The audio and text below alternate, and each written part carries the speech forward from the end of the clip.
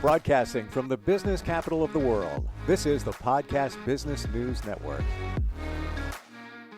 And welcome back, everybody. Always get some very interesting insight from her whenever we get a chance to chat. And today we're going to look at the universe's way of unification among all of us in our society. That's a starting point. She's the woman behind the Voodoo Spiritual Temple in New Orleans. She can do a lot of things, give a lot of insight. She just can't make the weather warm there. And Priestess Miriam is back with us. How are you doing today? I'm doing fine, thank you. I'm trying to make sure everything is good.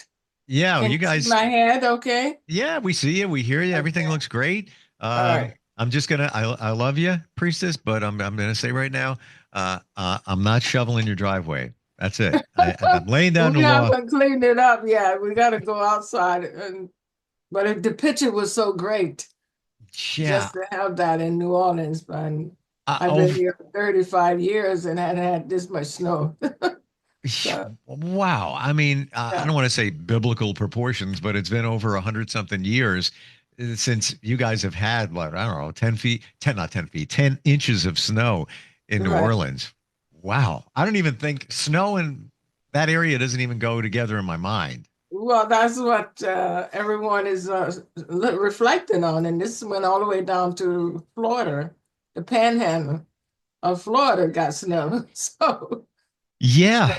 Yeah. And I'm checking your temperature right now. As we do this show, you've got 31 degrees, and here in New York, I think we're flirting with, I don't know, maybe 20 something degrees. Crazy, but it is winter. You never know what's going to happen. One thing though, when we have unusual weather, it brings us all together. We can relate, we can talk about how we deal with those situations. In a way, we're unified because of one event, again, or situation. Tell me your thoughts on unification in our country and how it connects to the universe. yeah, it's when that focus came to me this morning, I thought about the universal force that brought about this created design that we are all existing within, and the diversities of it, and diversity of the humanity, animals in their diverse fashion, and so it seems natural from the universe point of view, but when we get to our humanity in how we clarify about our differences of ourself, our anatomy, our skin color, and then the different goals that we set, it equally is to unify within all the other goals, but people strategize to try to keep them in a separate dynamic order, like we find back to with our the Democrats, the Republicans. So it's like these views to segregate the differences to cause some annoyance to toward the other, to feel that they are different from the other.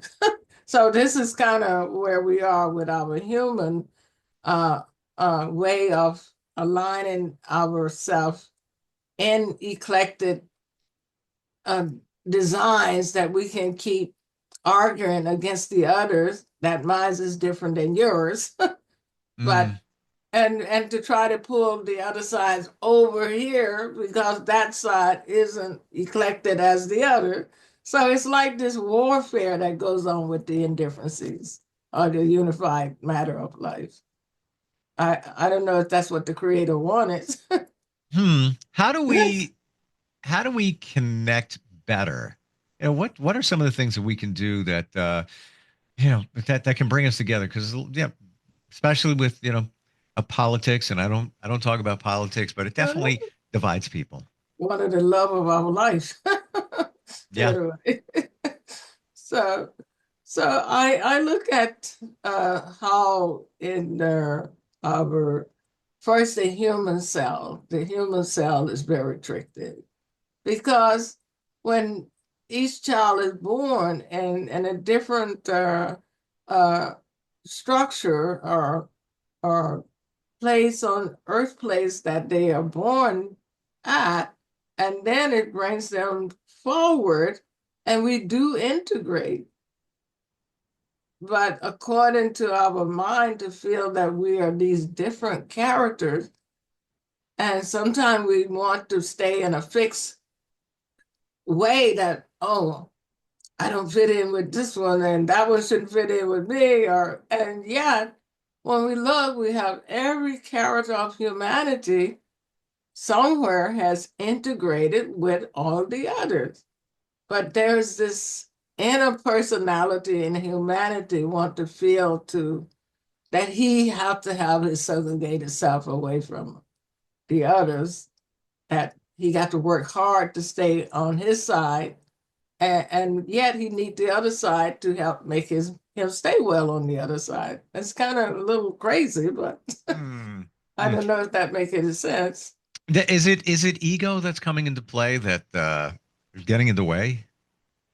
Well, we can call it egotistic uh, um, mind can be, but I believe that somewhere in the we can always, I don't know where a fault line, we got a fault line in the earth that brings about earthquakes. But anyway, there could be a sort of fault line within the character of each human that will always erupt with some fixed notion to be at art against the other. It's like we find it in with our, rather we can go look at football. All the characters work in their football players, but to play this game, we have to find some measurement to be at art against the other. And that's in all our different games, basketball to, it starts from the different grade schools from kindergarten on up. There have to be some fault line to cause a little eruption. I don't know where we go with this today, Steve, but this is like the. Do you think that, Priestess, that we should be finding a common ground to bring us together, no matter what the situation is, whether it's sports or politics, a thread that runs through, so that there isn't the dissension and then the negativity that comes along with that? Well, we do express that we're trying to find common ground, but going back to the football player, we got so here we get here, and all of a sudden I'll goal you, but when we finish, we give a big hug to you. So so I think where we were in this category, in the way that we exchanged our presidency here, they was kind of trying to bring that common ground, that yes, we must meet here in the middle to make this exchange more creative than it is that we can be so adamant with each other and bring and greater eruption in our communities and our young people, that even at the top, we're not able to meet and greet well and make a good exchange well, even though I was defeated. So, and back to the football player, well, we got the Chiefs. Well, somebody got to be defeated, right? Somebody wins, somebody has to lose. But anyway, but it's how did this come about? It's just that thought came in my mind that here, when we choose a different career, it's like, okay, but just simply being a nurse or a doctor, we all are caretaker of the human and its collective problems.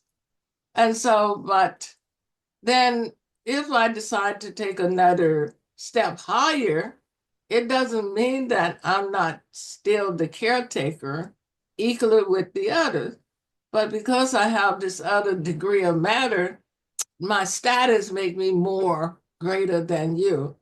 But the whole aim is to give the patient the best care and research for the best uh, order drugs or whatever it's going to be to the best of that person's body and his condition.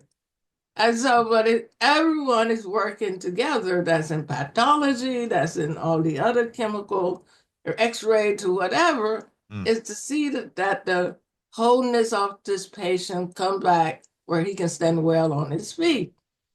But we have these different levels of positions or how the person will feel. But my status make me not, I cannot do this because of my status. I'm an RN, so I can't do what the LPN do. But if all emergency come, we all got to go right in without the status and give the person the greatest care. And I think this is in any field that could be in the in the government, the senators or the congressman, is about the giving the greatest principle of way that we can measure the wellness for the improvement of our nations and improvement of our different government bodies or the improvement for our citizens. But oh no, I'm on this side, so I can't give that because it's only the Republican give it. It's like, what happened to the other side? I don't know. Is it a big game of chess, or how did we get to this degree? You said something before that resonated with me in terms of what I'm getting is that people put on a show. People want others to see them in a certain way. And I know that you've dealt with many. Many have come to you for spiritual enhancement, maybe advice. Have you heard from people that maybe had a lot, had the big house, the car, the kids, the pets, everything looked wonderful, and have they come to you and said, Priestess, this means nothing to me. I thought it was everything. I thought this is what life was to be, but I'm empty. There's nothing here. I don't feel joy, fulfilled, even though I have all this stuff. Has anybody ever, come before you and said things like that? Very few. And I think I have a very good friend that were married to a woman, and she had, but it became more abusive. But she was the most unique lady that she stepped away, and she was able and we met in early 1993, 94. And she was just so just free, and she had her children, but she was just like this lady that had stepped out of the shadow of a big chaos that gave her so much peace. And then later she did meet a unique gentleman that they got married, and then they moved out to Connecticut. And so, and it's the reward of stepping out of what you thought you had gotten so great, and you had the homes, you had a husband, and yet you didn't have peace. And so, but I haven't seen her in years, but it's amazing. And there are a lot of people that I met that had made that great impression on me. But they leave you with this profound reflection and thoughts that you can always meet them in your memories. so it's just amazing that you can almost count them on your hand. It's not that many, because most people are looking for what they call success. And what they call for success is materialistic enrichment. And they want the perfect man that may have the perfect dollars for them. There's all kinds of different mixed minds of people out there, and there's people who have so much, and their children grows up and skillful, but there's people who is overly want to be possessive of their children to the end. Our children want to be possessive of their parents. I have young girls say, "My mom and I don't see eye to eye." I said, "But she was born before you. She gave you courage to step away from her." But it's like this energy in our cell that always want to feel that they have need to possess something to feel better to something. It's just almost like a disease sometimes. Wow. Um, the human spirit is very unusual sometimes. The way we think, the way we connect with other people. Um, is there something that we can do spiritually? And I know that, you harness the power of spiritualism very well. Is there something we can do to foster a better connection with people and relationships? Well, from where I sit and from the spiritual side, from well, we got to this word voodoo, but from seeing like many years, people have worked out many ways to enchant people through putting together love potions, putting together some affirmation to bring them harmony. I don't know if you're familiar with Catherine Ponder, who wrote the Healing Secret of the Ages, but it's like we ponder through every character of ideas or science, metaphysical thoughts to help people to rise beyond these adversities that they have or critical analysis of their self-existence. But it seems like it's just, as I tell young girls from my time in Chicago, and many young women came to my pastor, "Oh, my love life." I'm like, well, I thought every generation, and however, if there's this signs of need for someone to love you, or you want a better man, or it's just and to fix it for them. It's like how is it from each generation? There's these souls that keep coming forward, can't find some way to feel justified with somebody loving them, or they want somebody to be fixed to love them.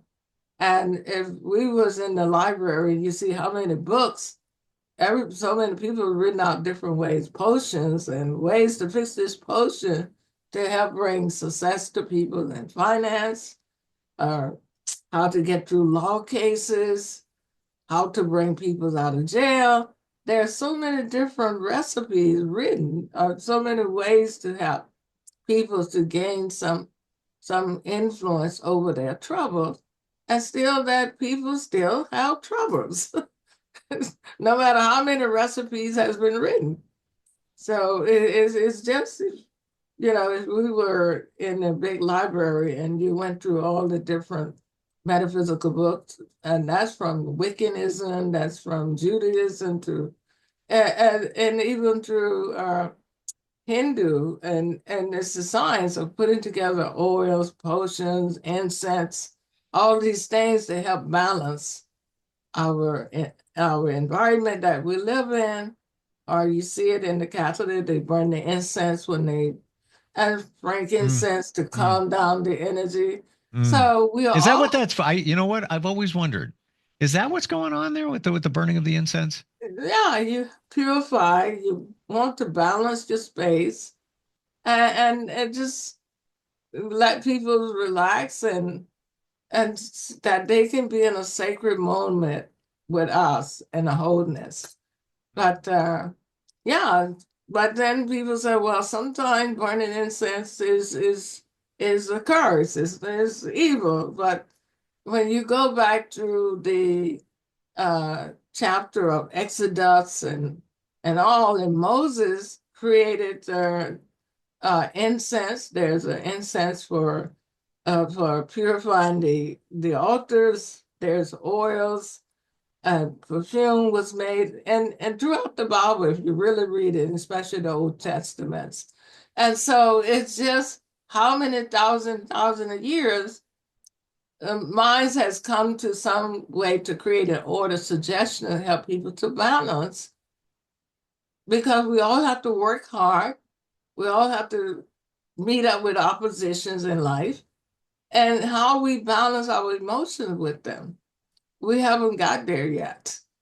And so, but that's in every science, no matter what religious path we take, it's the oppositionary act of humans and their emotional stagnations or emotional conflicts that they rely on as being a problem for them. And who made it happen? And so many people think somebody put a curse on them, but perhaps life put a curse on all of us. I don't know how this unified matter came to be. Yeah, I learned from you, Catholic religion, which I don't practice. I go to a Christian church now, but I was raised Catholic. I never knew what the incense was for, and I never knew that religion even harnessed the notion of energy. And you just said clearing the energy with the incense. I always wondered what that was for. The things you learn after all these years. Well, I grew up in the Baptist church, and I laughed today that a preacher would demonstrate the time where we come into the crucifix of Jesus, or how he would try to reflect to the audience that if Jesus went through this conflict, and we had a preacher that would pick up a chair, and he said, and Jesus bared his cross, and he would have the chair on his shoulders, and it's like a big a movie. It's like you have to display something to the person that they can feel that the preacher or something has moved them, or they had gotten a real energy that they too can rise up like Jesus, It's like, and so, and another thing that I was left with from my ministers, that no matter how you pray or strive to be successful, he said you have to rise up and go out and labor. You can't sit on the bench and think that Jesus, the Creator, is going to drop down to you. And from that day in my soul, if I'm going to be sufficiently supplied with the universal source of God, you got to labor for it. You got to rise up and give some ingredient towards something that it can fulfill you, but not your complaints. Priestess, we're almost out of time. I want to. Oh my gosh! I want to ask this question. Yeah. Everything that we're talking about, everything, does it all come back to one thing, and that's love? In the end. That's what St. Paul said, that love is the key factor that brings all things together, and not separating it just that an intimate personal love, but the universal love and the element of life. And it just keep evolving minds toward each other. But it's somewhere in our small cell, we want somebody just to cater to us to prove love. But love is big. It just flows. It's like the beautiful snow that came here. It's like created so much awakening of love and joy, rather than people feeling, oh, that's snow. But it's like you can feel the joy, and the kids came out and played, and on their self-made sleds, and it's just nature can enhance us to be more better and creative with ourselves. But when we get back to our inner selfish attitude about what we think we should have, then we break our own cellular body down, as well as you can infuse things to cause other people be offended to you or have an offense against you. So it's some unique source of how we are on this earth. I don't know if the get back to the universe or the universal concept of our existence wanted us to be at this level, wanted us to be conflictors, and also to work to bring some creative order and peace out of our conflicts. Well, that And would so be maybe nice. God is a conflicted God, right? Some believe that. Some believe that. I want to share with everybody voodoospiritualtemple.org is the website. A lot of insight comes from that. And also you have some wonderful products. We're talking about incense, that, and so Oh, much more to support every level of anybody in terms of their spiritualism. Priestess, it has been wonderful talking with you.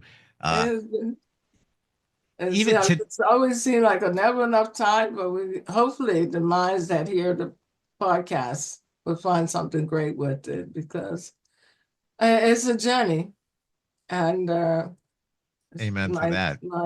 life here, 80 years on this earth, has been unique. I met people from around the world, and I like to say in 1962, I took a trip to New York. Long Island gave me my kickstart. That's where I am. Well, I was the Cohen, Plainview, and 1962. And it was the most unique time of my life. I love New York. It gave me a way to think and to reflect. It kicked my butt. And I picked it up and made it work. And my first child was born at Harlan Hospital in New York in 63. And it's like, I love New York because it teaches you how to be reflected and give honor to your growth. Thank you for sharing that. Yeah. And you were young. Like you Oh, weren't even yeah. 20 years old when you came to Long Island, New York. Yeah. And And yeah, the people, New York can kick your butt, but it can also make you resilient. And I'm not saying I'm going to stay here for the rest of my life in this area, but I'm born here and I never left here. Um, but I can say this: in times of trouble, New Yorkers do stick together. And they exactly. and they got each other's back. Yeah, They, exactly. I admit sometimes can be, some people can be a little abrasive in the New York area. We're kind of known for that. It is what it is. I like to think I'm not part of that, but I experience it. But when you need it, people are there for you. Right. And hoping I I get down there, to see you guys. Maybe when it's warmer. Well, it's amazing. So many people coming and waiting to see how this month with Midway and see how Yeah, February will come in. yeah, And we got yeah. Super Bowl and we got a little bit of everything going on. So, You really but do. There's a lot of stuff going on down there. I always love talking with you. I wish you all the best. Somewhere along the line, maybe we'll connect again. thank you. Thank you Thank for you, the time Priestess. and the laughter, the joy, and the And thoughts. and likewise, yes, yeah, and the Yeah. insight. VoodooSpiritualTemple.org is the website. We'll be right back.